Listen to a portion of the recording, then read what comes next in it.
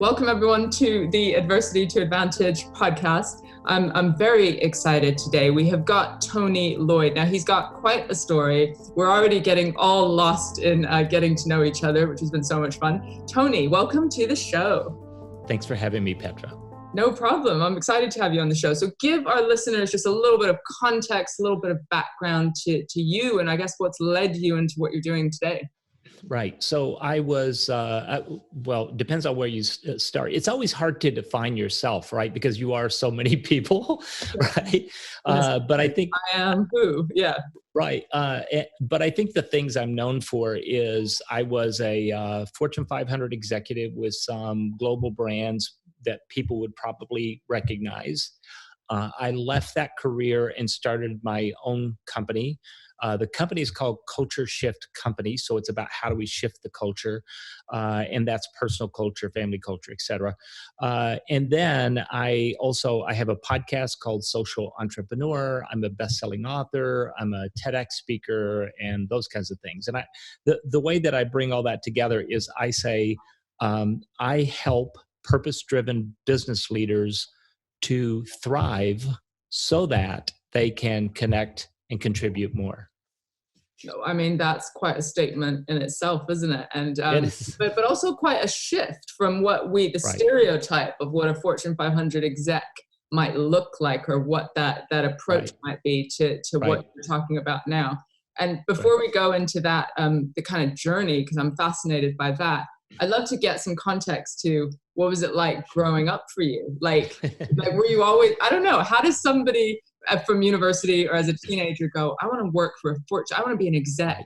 Did you always, is that what you wanted to be? Oh, not even close. No. Actually, at some point in my career, somebody said, oh, we have an opening for a manager. And I was like, I don't want to manage other people. That's crazy. I don't want to do that. Okay, you wanted no responsibility. No, I was having a good time doing what I was doing. Well, I grew up in Arkansas. So if I don't know how much time you want to spend on, I was born poor and here I am. But, I grew up in Arkansas. And if you know anything about the United States, it's like the third world country in a way of the United States. Now that's not saying actually it's not that bad, but they're often like number 49 in the list of 50 states for things like education or, on income or those kinds of things. In fact, I used to tell a joke that the state seal for the Department of Education in Arkansas, it just said, "Thank God for Mississippi," because we were number 49. So I grew up in fairly healthy environment. My dad had this really strong work ethic. He had come from really extreme circumstances. He was just very, very poor as a child, and had this drive and this determination to not be that. And so when he was a young man, he went into the Army for a few years and they taught him something about how to be an adult. And when he came out of that, he had a skill set, and he used that skill set and this drive and determination in order to drag his family from poverty to solidly, we'll call it lower middle class, right? So we weren't ever... An impressive kind of move.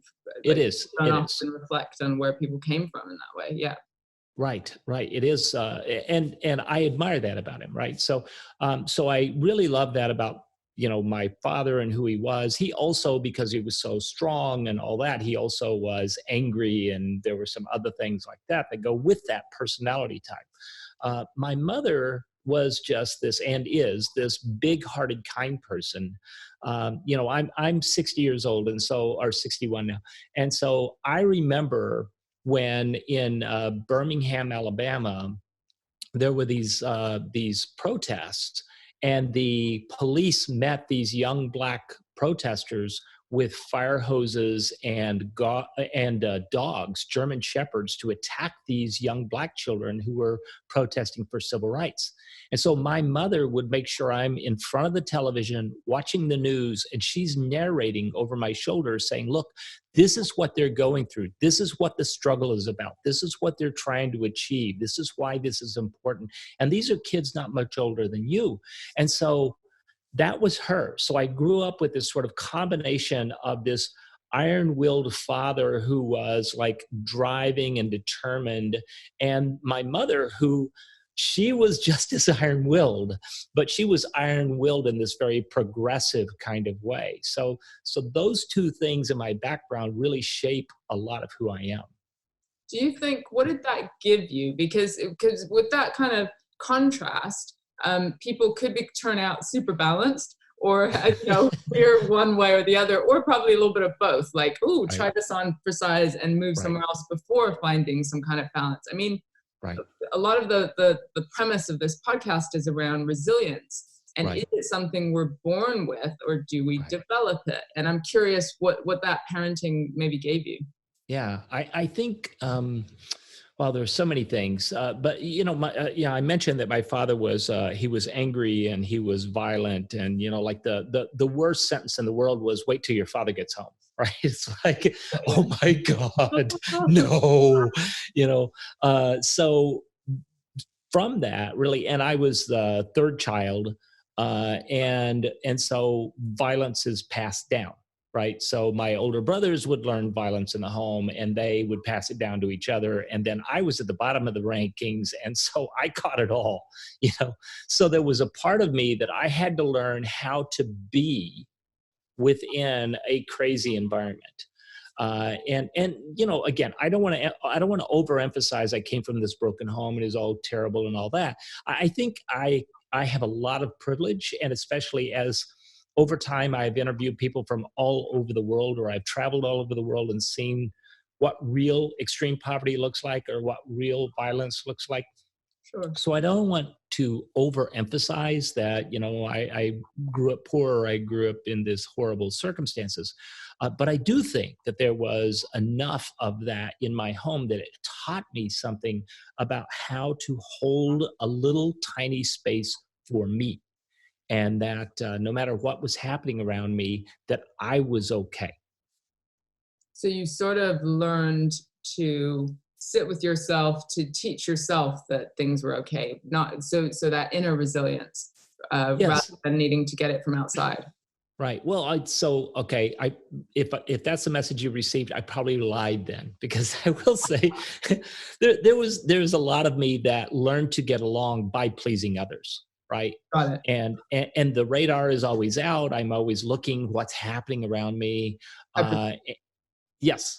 And then also though, learning to make other people laugh, or learning to help people to be comfortable. But it did cause me to be almost extremely other oriented. And then part of where that showed up later in my life, and we could talk about that, is that I didn't really spend time with self-care. I spent a lot of time with other care. And that is not a great lesson to learn. No lesson in the extreme is ever a great lesson learned. Right? It's not enough. It's not enough in isolation. I resonate so much with what you're saying, because I grew up in communes and there were so many different things going on. You had to follow groupthink and different circumstances in order to essentially stay safe. And so what you're saying about hypervigilance, being always aware, and being this, what on the outside might look like a great quality, which is a peacemaker, the person who brings the humor, the person who makes sure that everyone else is okay, as you're describing. And while that can seem like a great quality on the outside, internally, if you haven't learned the skill of, well, what do I need, or having a voice, that's the bit, God, that I've had my whole adult life to try and figure out, is how do you have a voice and feel confident in it when you've suppressed that for the sake of other people, right? Right, exactly. And so this led you somewhere. So I'm just thinking this Fortune 500 exec, like you went on this trajectory of like, please people, leadership, I don't know, something got you there. Yeah. Tell us about that. Right. Yeah. So, well, I'll just, so I started very young, and I had a technical degree, and I worked in sort of an engineering sort of field. So I worked in a technical consulting field. It's called health physics. It has to do with the measurement of radiation and contamination, and setting environmental measures and that kind of thing. So I was able to use my left brain, very logical, very mathematical kind of skill set, in order to do that kind of technical consulting.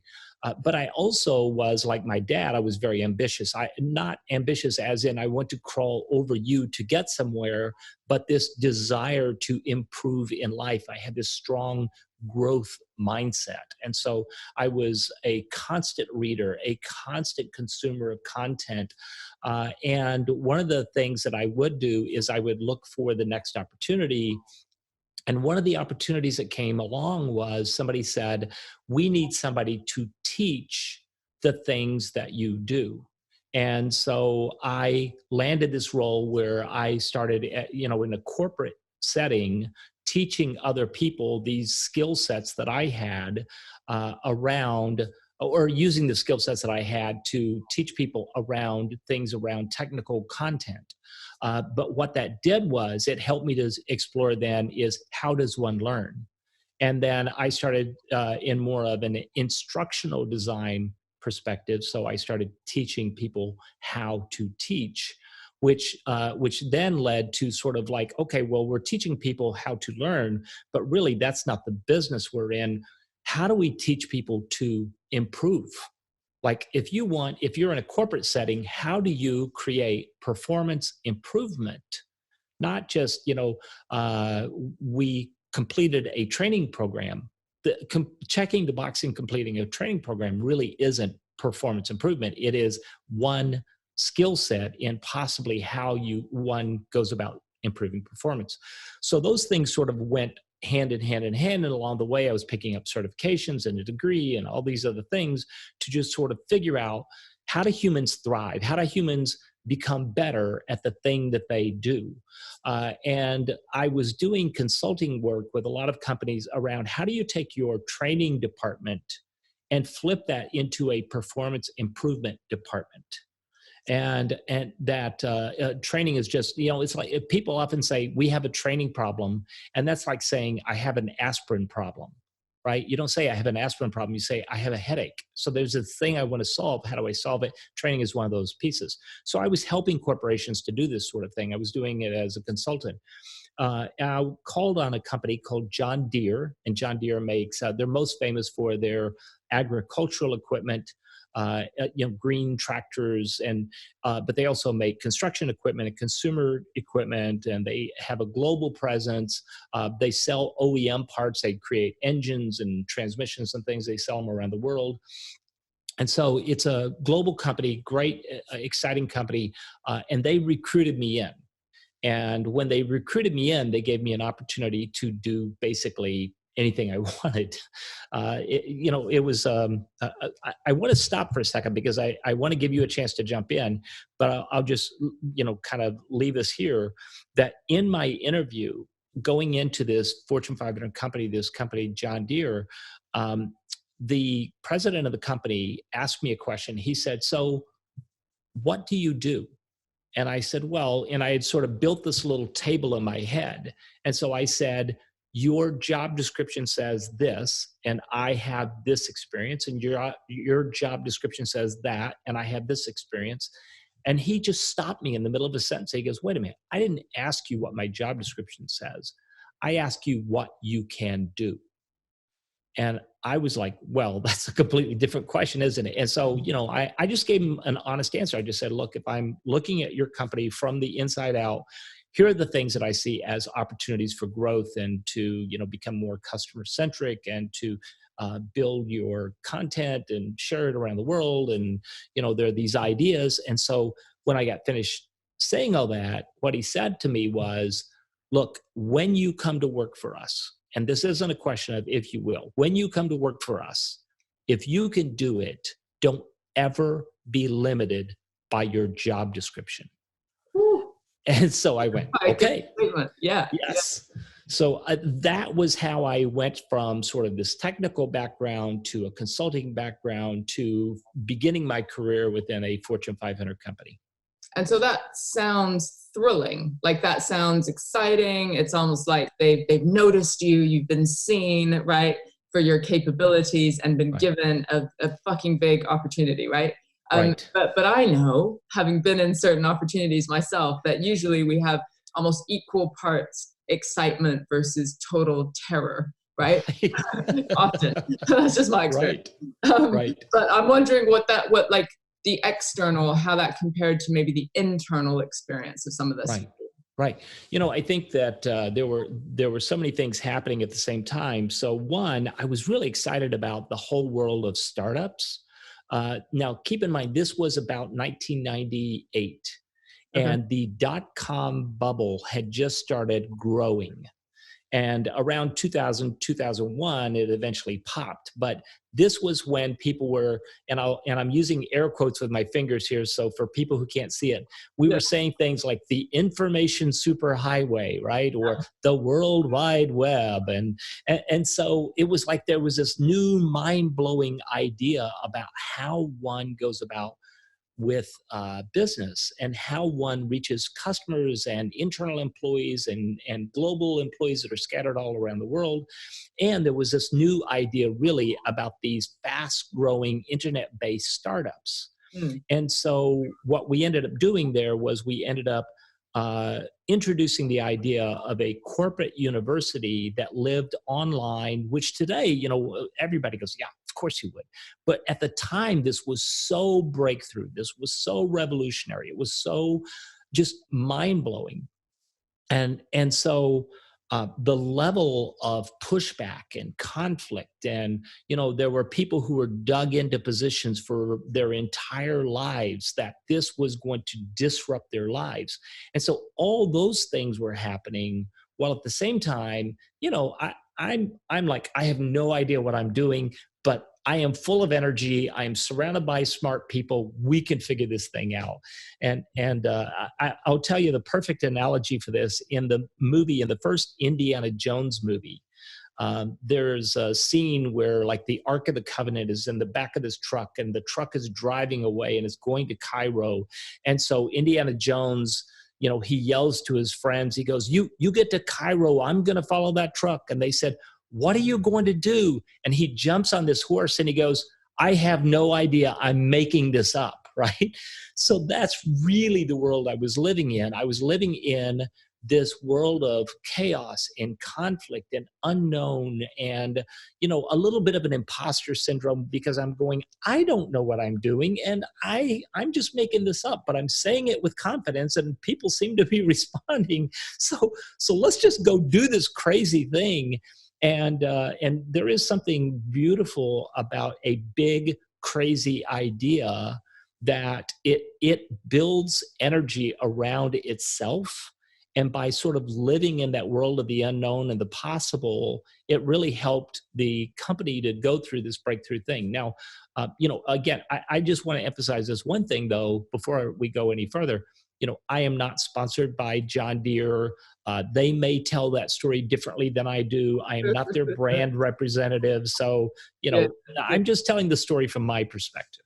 And so I'm curious, given what you were saying earlier about being that hypervigilant kind of peacemaker kid, how, was there anywhere in your life at this stage where you could fully be yourself? Whether it was that you could express your fears or your imposter syndrome or what the fuck am I doing? Or was there did you know how to be true? Did you know who you were at that stage? That's a great question. I think that it has been a lifetime of work to be authentic, right? To really show up as vulnerable and real and just me. And I once went through a workshop where they say, okay, do these things and write your values and then write this mission statement. And it was very, it was sort of a personal development workshop. And so, there are like key words that you drop into this mission statement. And I said, I am a blah, blah, blah, and I do blah, blah, blah, so that blah, blah, blah. And the facilitators of the workshop were very insightful. And they said, I'd like you to drop in the word authentic. I am an authentic blah, blah, blah, blah. Mm-hmm. And they said, we can see that you're good. We just don't know that we see you. Was that the first time that you'd almost had that mirror held up to you? I'd say, yeah. I think that, so we all grow up trying to figure out who we are. And the beauty of trying to grow up and to be an adult, the beauty of it is it's kind of like trying on different clothing because you don't have to keep it. Right. So there's, if my wife gave me a gift of a brand new shirt and it was a style I'd never worn before, I never really had, I don't have to own it. All I have to do is just sort of try it on and walk around the house and just wear it inside and not have anybody else see it. Yeah. And figure out, is this me or not? Is this something that belongs to me or is this something that doesn't belong to me? And that's part of growing up. I'd say probably my first step in growing up was in 1992. I was in a very rough relationship. I asked the woman I was in the relationship with at the time to go with me to couples counseling. And she said yes. And I showed up for the appointment and she didn't. And I just said, obviously I need help. And so for the next 2 years, I worked with that counselor that I went to, and she really just helped me to just sort of rip myself open and to dig all that stuff out and to sort of extricate, here's my stuff, and then to sort through it, and then to just figure out how much of this stuff belongs to me and how much of this is stuff I'm carrying around that isn't really me. It's not mine. And so I can only own the things that come from me. So that was a beginning. And then from that point until today, over the years, I have almost always been in counseling of some kind. So I have a growth mindset. I really want to be the best human being I can be. But that was the beginning of it. And then, I mentioned that workshop where you said, was that the first time? I'd say it's not the first time, but it was very pointed. Yeah, it was very, are you authentic? Yes or no? And so that word authenticity, I didn't want it. It was handed to me by someone else. But once I had it in my hand, I said, you know what? That's mine. I've got to own that. I've got to figure out what that looks like. And I've got to figure out when I'm not being authentic with myself first. And that can be the wake-up call in a way, is thinking, geez, I haven't been myself, or I've been this other person in order to survive for countless years, right? Yes. Yes. So I'm curious about any sort of rock bottom moments or catalyst moments that ended up changing things. A lot of people, it seems, it's almost unfortunate that many of us need that sort of rock bottom, face in the mud sort of moment to begin to change. It sounds like already you're changing in being your authentic self, or learning kind of what that is. But talk us through maybe some of the trickiest times for you. Yeah, I want to, the thing I'm trying, one of the reasons I wanted to be on your show today, Petra, is I am trying to work through a story. There's something that happened to me in 2018. And what I find is that stories have this way of becoming more true the more you tell it. Like there are these nuggets that you dig out. Absolutely. And so, say that again. Absolutely. Yeah. So I have this story that I'm trying to tell, and so I want to tell it to you, and so your audience is going to hear me working through it. And I'm not sure I know what this story is yet, but I'll just tell it as I know it today. Right? I love that. Let's do the rough version. Let's do it. All right. So in December of 2018, I went to breakfast with a friend of mine, and this friend asked me a very dangerous question, and I wasn't quite sure how to answer it. And the question he asked me was, "How are you?" And the reason, mind-blowing, right? And the reason that question was so dangerous was I had to figure out if I was going to tell him the truth. Instead of saying, I'm fine. Yes, right. Yeah. And so, and in an effort. What was the truth? I'm excited already by this story. Right. So the truth was, I am depressed. And then the second question was even more dangerous because he asked me, what does that look like? And the answer I gave him scared me and it scared him. And the answer was, I don't think I want to be alive. And what I want to emphasize right away is I was not thinking about harming myself. And in Okay. fact, Mm, and in fact, I don't even know that I wanted to die. But when it came to being alive, I wasn't really sure I understood the point. sure. It's just the hamster wheel, or yeah, just repeat. Exactly. So, one of the things is I live a fairly socially isolated life, right? My wife has a chronic illness and a compromised immune system, so I don't get out a lot. Um, Now she's fine and she's very independent and she's quite capable of a lot of things. But like for instance, right now there is this COVID 19 or Virus whatever is it's called. going around. Yeah. Yeah, this virus is going around, and so the idea of me going and hanging out with some people and shaking hands and hugging them, and then coming home to her in her compromised immune system, that's a dangerous thing to do. So I tend to be fairly socially isolated for personality reasons, and then also for health reasons, for a lot of reasons. But I had come to this point in my life where I realized I was so socially isolated that the story I had in my head was this: that should there be a gas leak in the house and Lynn and I died, that that it would, our bank account and our credit cards would probably continue to auto pay bills for a very long time until finally some credit card expired.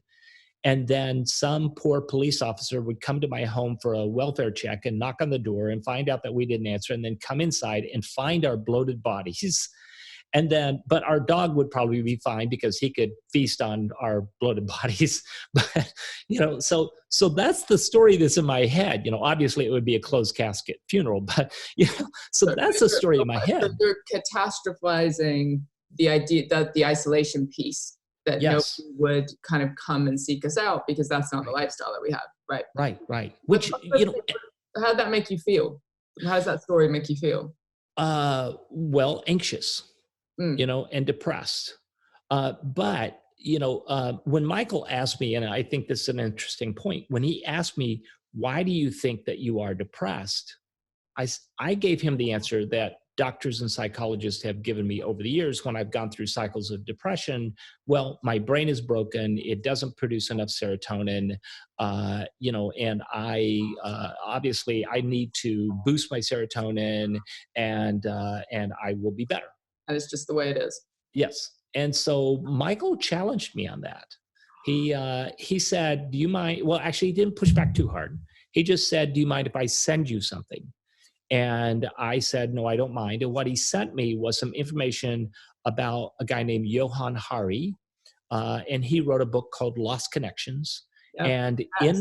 Oh, it, yes. and in the book, he talks about the 9 causes of anxiety and depression, and only 2 of them have anything to do with your brain chemistry or your genes. And so the rest of them are, being disconnected from meaningful work or from other people or from meaningful values or status and respect or the natural world or all these. And what that did So for it's me, environmental factors, things that are essentially in our control. right, right. So the thing that it did for me was it gave me a sense of agency about my anxiety and depression. It gave me a sense of control that if my depression is caused by, so for example, a lack of connection to the natural world, I can do something about that. If my anxiety and depression have something to do with my lack of connection to meaning and respect and a hope for a better future. Like these are things that I feel are within my wheelhouse. I can do something about those things. So it sent me off on this journey that in 2019 I put together a experiment, a lifetime project, a whatever you want to call that. And so in 2019, I set a goal to live a year of personal bests. So what would my life look like if I was living my best life in my physical health, in my mental health, in my intellectual, emotional, et cetera, et cetera, et cetera? What would my life look like? And so that's what I did in 2019. But I'll just pause there and let you talk about that. Yeah, because there's the realization point that actually there's more in your control than you think, which can make you feel hopeful, but equally it can make you feel like overwhelmed, right? Right. Because you're like, Yes. how am I supposed to do? You just gave us some really logical reasons for why you're sometimes socially isolated, right? You've got your wife's illness and different things going on. So I'm curious, because it makes sense to me completely that we need to sometimes take radical responsibility for our mental health, and we get attached to the story that clinicians and doctors often perpetuate, that you have this diagnosis, this label, and so therefore, just stay in bed. You might as well. It's okay. Like, we get it. Stay in bed. You're depressed, Pull the blanket over your head. Yeah, do what you need to do. We get it. And I'm all for empathy and connection and understanding that everybody's life experience is different. And I really, really, because I've been in this place as well, I realized that there are things we can experiment with. There are things that we can practice courage with in order to do to change things. And I know that your life is fundamentally different now. So tell us about that year. In a way, you were experimenting, right? With the things that might allow you to be your personal best. What were some of those things? The first thing I had to do was figure out, okay, if this is going to be best as opposed to not best, what would that look like? Yeah. And so, what are those areas and how will I measure them? And so and in order to do that, one of the things I had to figure out is, okay, if I'm saying I don't get the point of what is the purpose of life, right? So I had a personal mission. I felt like I understood my mission, but before we started recording here, I was talking about sort of my business circumstances. I have a podcast. I wrote a book. I do all these different things. And so as a startup business, one of the things that people talk about is share your content, right? So, content marketing. And so just take your heart out and lay it out there for people to see, and just, be visible and vulnerable and authentic. And then you will attract your tribe, right? By just showing up and being fully you, you can't hardly help but attract your tribe. And so I bought into this idea. I still kind of buy into this idea with some caveats, right? But what happened was I spent like 3 years with a podcast. I wrote this book. I did all these things. I'm doing, blog posts. I'm doing videos. I'm doing live streams. I'm doing, whatever the latest thing that came out, webinars, you name it, whatever that thing is, that was the latest version of it. I was doing it, and I was just really, I kind of felt like, here's what I did. I opened up my chest and I took my heart and I laid it out on the sidewalk for people to see. And I go, there it is. This is me. I'm showing up in the world. Vulnerability. Yeah. Here I am. Right. And I kind of felt like the world was sort of stepping over my heart on the sidewalk, like I was met with a giant yawn. And so one of the things I had to figure out right up front was, what is the purpose of all this? Yeah. And so for me, here's where I landed. I landed that we are here on earth in order to connect with one another and to make a contribution. And so this Johann Hari idea about lost connections and about connecting, it really emphasized that for me. I had always said, be, do, have. If you want to have something, you have to figure out what you're going to do in order to have that. And in order to do those things, you have to figure out, am I the kind of person who will do these things so that they lead to what I want to have? And so, if your life goal, and I'm just going to make something up, is to have a Maserati, then you have to figure out, what do I have to do in order to have that Maserati? And then you have to figure out, am I the kind of person who wants to do those things? So is that who I am? And so it's be, do, have. So I had said this for years, and it was a construct in my brain. But what I had missed was, it's not just be, do, have. It is be, it is connect with others. And then that leads to what you're going to do together and that will help you to have. So I had sort of missed a step in there. And So, let me just jump in, yeah, because it's interesting that you're saying you were finally, in a way, being authentic. So you've been on this quest, right, to find out who you are, what's my voice, what do I want to say, and then you have all this information and noise that if you want to run a business and attract whatever to your message, that you need to do that on a big public platform. And people who don't do that, people who are just like, what do they call it? The laptop warriors or the keyboard warriors, how do they call it? yeah, Who can just, throw shit at people who are putting themselves in the arena, to use one of Brené Brown's statements. right. It like, the message you could give yourself is, I've tried to be authentic. People have walked over my heart. Fuck this. Let me go back into my cage, right? And hide out and never, ever be myself again. Right? Like that's the actual feeling that you can have behind the scenes. Right. So you realize that there were these components that were missing, but like, how did you learn to look after your heart, or to know what's the difference between courage and vulnerability and putting ourselves on a platform, and boundaries, I guess, for you? Yeah. Boundaries is a key word, isn't it? One of the first things one has to do in order to be well internally, I think, is that my measurement of success cannot come from outside of me, right? Yeah. There is that internal acknowledgement of, I am okay, I am who I want to be and I need to be.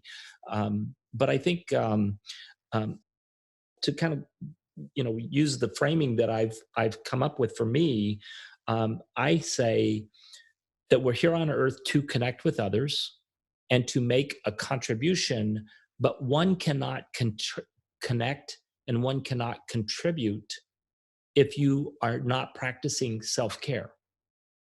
Got it. So invest in that foundation of you. Right. And so it's so I say today 3 words: thrive, connect, contribute. And so that's the framework I work from. So thrive, connect, contribute. And so on a scale of 1 to 10, how am I doing in my, let's say, in thriving? How am I doing in my physical health, in my emotional health, in my intellectual growth, in my spirituality? Those are the things that I think about from thriving, from the internal. And then when I think about connecting, how am I doing socially? How am I doing within my marriage? How am I doing within my family? In my case, I'm a parent and a grandparent. And so how am I connecting with my family, in my marriage, and socially? And then when it comes to making a contribution, so how am I doing with my vocation, my work, my job, how I make a living? But also, how am I building a financial foundation that takes care of us, but also maybe gives, is enough that I can give some time, talent, and treasure somewhere else. And so then that leads to avocation. So for contribution, I think about vocation, financial, and avocation. So those are there's 3 sort of buckets of life, if you will: thriving, connecting, and contributing. And then within each of those, there's 3 or 4 domains. And then, so what I did was I have a scale of 1 to 10, where if I'm a 1, it looks like this. If I'm a 10, it looks like that. And so where am I today as a self-assessment to say, on a scale of 1 to 10, how am I doing with my physical health? And I love that it combines this whole person. So rather than goal setting for work or goal setting for fitness, for example, it's thinking about that whole person. How often do you personally reflect or use this kind of tool? Like, what works for you? Right. So for me, it's an annual exercise. Yeah. But the point of that then is, once I do this scale of 1 to 10 in these 10 domains within these 3 buckets, it seems complex just to try to describe it. But at the end, I end up looking at the trend lines, right? So I actually, do you know what a spider graph is? Yes, sure. So yeah, right. So I can see, if I plot that all out in a little spider graph, there are places where it sticks out pretty far. So on a scale of 1 to 10, I'm pretty close to 10.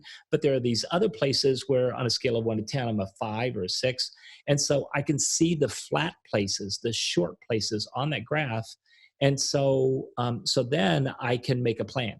So on an annual basis, what I do is I measure myself on this scale. I look at those areas, and then I make a plan on what am I going to do about these things. And I think that the mistake I had been making over the, I've been doing this since like 2007. So when I came to, or actually 2017, I apologize, 2017. So when I came to the end of 2018, what I realized was I had been giving short shrift to that thrive part of it. That I had been saying, well, that's important, but it's not the most important thing, right? So I have to grow my business, or I have to really work on this relationship, or I needed to take care of our finances, or, there was something that had me absorbed that caused me to say, this is the thing. And I didn't really pay attention to the flat places, and I didn't notice that I wasn't taking care of me. And the result that led you to some of these findings was depression, anxiety, and not seeing the point in anything. Like that was a knock-on effect. Yes. So after this year of experimentation and figuring out, I guess, your formula in a way, what's changed? Everything, for one thing. So there have been some mindset shifts. One of the things I didn't really talk about this when I talked about growing up, but one of the things that we often emphasized in my home was don't be above your station, right? Don't think too highly of yourself. That, that humility was a core value in our home, which is great when you don't want your ego to be too big, and you don't want to be all about you and talking about yourself. My mother loves this phrase, putting on the dog, and I don't even know what that means. I can't picture putting on the dog, but what she means when she says it is that person is really putting on airs. That person is really thinking highly of themselves and speaking highly of themselves, and maybe a little too much. And the threshold of tolerance for that was very low. And what that did then was, as I was coming up through my corporate career, for example, at one point I was a vice president of a major corporation. We're bringing in billions of dollars, and I'm a vice president, and I'm sitting at a table, and someone else walked into the room. There was the core team at the table, and I'm part of this leadership team. And around the edge of the room, there are these other chairs, and there are people sitting in those chairs. And so someone else came into the room, and there was no room at the table. And I stood up and was walking back to give my chair up so that person could sit at the table. And I would just sit around the wall, because, it's not that important to me that I sit at the table. And my coworker saw what I was doing, grabbed my arm and jerked me back down into the chair. And she said, "Hold your seat." And that is a great analogy for me, right? That I have this tendency to say, I am the least important person in this conversation, which is great when it comes to being customer-centric and other focused. It shows the humility as a leader can have great impact on team building and that sort of thing. But there was a core component that was less healthy that was featuring in other parts of your life. Right. So I think there were some mindset shifts. You mentioned Brene Brown, and we could talk a little bit about some mindset shifts I had to have understand the difference between understand the difference between guilt and shame. Yeah. Right? And it's huge work, right? So we can talk about that. But, what I did was I set a goal for myself in each of those areas. And there's some that are easier to measure than others. Sure. And so if you take, for example, physical health, I went to the doctor. I had a complete workup in December of 2018. I went back in December of 2019. I had a complete workup. And I did some activities in between. So I went on a plant-based diet, and I took up running in a big way. In 2019, I ran 1,790 miles. So I'm not quite sure how many kilometers that is, but it's basically the distance from Minneapolis to Miami. You've been doing a lot of running. And I'm just curious about the loop on your mood and depression and anxiety. And obviously, we can all say exercise and good food helps. But has it radically altered? your state of mind in that sense? I think by taking a holistic approach. Yeah, it's not the one thing and then Right. everything else. Yeah, you and the connection piece. I love that you keep talking about that element, the lost connections. Yes. Yeah, I'm curious about how that's played a part. Right. And, so one of the things about, I looked at these different areas how I was doing. I thought about, Johann Hari and all these lost connections. And, I made sure that I was building in connecting to other people, connecting to nature, et cetera, et cetera. So you take something where, for example, running, well, I'm in a running club. And so we run together, we have breakfast together afterwards. It's very social, and we're running in nature, so I'm connecting to nature. So what I really try to do was to take a holistic approach to everything that I was doing and to incorporate as much of those different areas as I could. I would say today, my level of anxiety and depression are relatively low. Right, I'm not really suffering from anxiety and depression.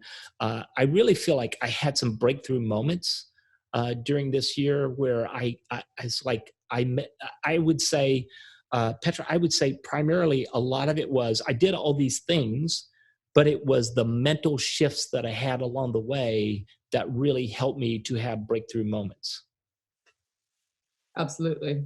And so sometimes the misconception, and we're almost coming to time, but the misconception or the fear, especially for an entrepreneur, can be that if I invest in myself and this self-care, this thing that used to be kind of over there, but at the bottom of my priority list, if I actually loop that to the top and invest in myself in that way, my business is going to suffer because Right. I'm not going to have enough time. I'm going to forget stuff and be off like running and socializing. And that's going to drop off.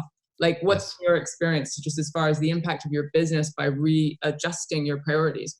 I love that you asked that question because I almost want to make a video about this. Maybe I will soon. I don't know. I want to make a video called Everything You Think You Know About Hustle and Grind is Wrong. And That's so, the title. Yeah, you should definitely make that video. so I think that there is this sort of internet mythos of all these people who are posting hashtags, hustle and grind until you die, or, grinding or hustling. Yeah. Yeah. All these hashtags about, look at me, I'm burning the midnight oil. Or if you take it out of out of that and put it back into the corporate context, the people who answered emails at 3 o'clock in the morning, they received all this praise and attention, and people go, wow, you're busy. And there's almost this sort of badge of honor to say, I only slept 3 hours last night and look how much I got done and blah, blah, blah. Last year, by focusing on thriving first, then connecting, then contributing, I found that my relationships are better, my health is better, and the bottom line of my business is much better. That we actually grew as a business, we grew in income, we grew profit, we grew in clients. Everything grew last year because of this holistic approach that I had, where I was saying, I cannot succeed at life. I cannot succeed at connecting and succeed at contributing if I am not taking care of thriving. So it all starts with thrive, then connect, then contribute. I love this so much. It's the journey that I'm on, and I always need to be reminded to focus on the thrive first. Tony, we're coming to the end of our time. I'd love you to let people know where they can find you if they want to connect. And I believe you have a book that you'd like to offer as well. Tell us about that. Yeah. So first of all, my last name is spelled in an unusual way. It's spelled with one L. My last name is Loyd.